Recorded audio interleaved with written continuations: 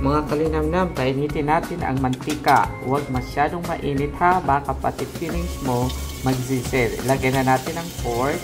Ayan, brown na siya, parang X mo na sunog na ang bridge. So, halo-haluin lang natin. Ayan, medyo brown na.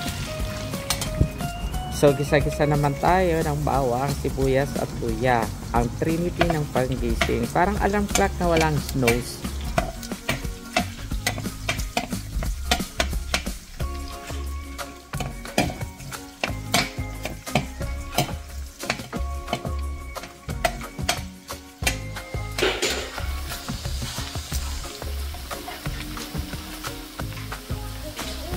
Sunod naman natin ang 1/4 cup shrimp paste. Haluin hanggang maamoy mo ang neighborhood na parang may open house sa lutuan.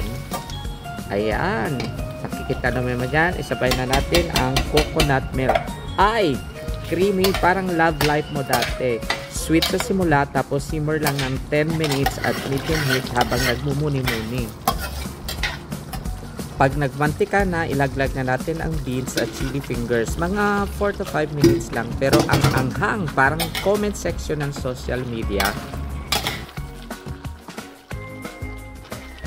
Dahan-dahan lang ang paghalo, baka magalit ang ating partner. Lalo siyang umanghang.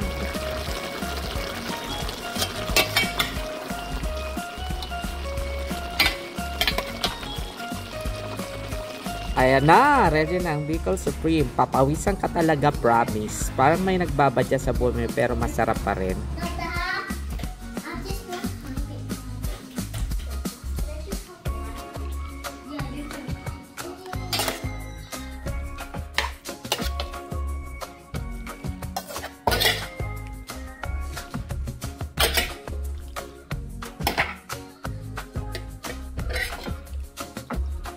Kaya tikman na natin ang linamnam. At sa mga hindi pa nakapollow, click na yan para ganahan pa ako magluto at magpatawa.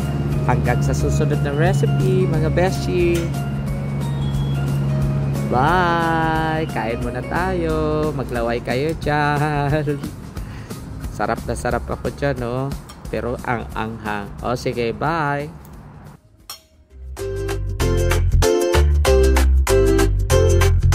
Family, food, love, and adventure.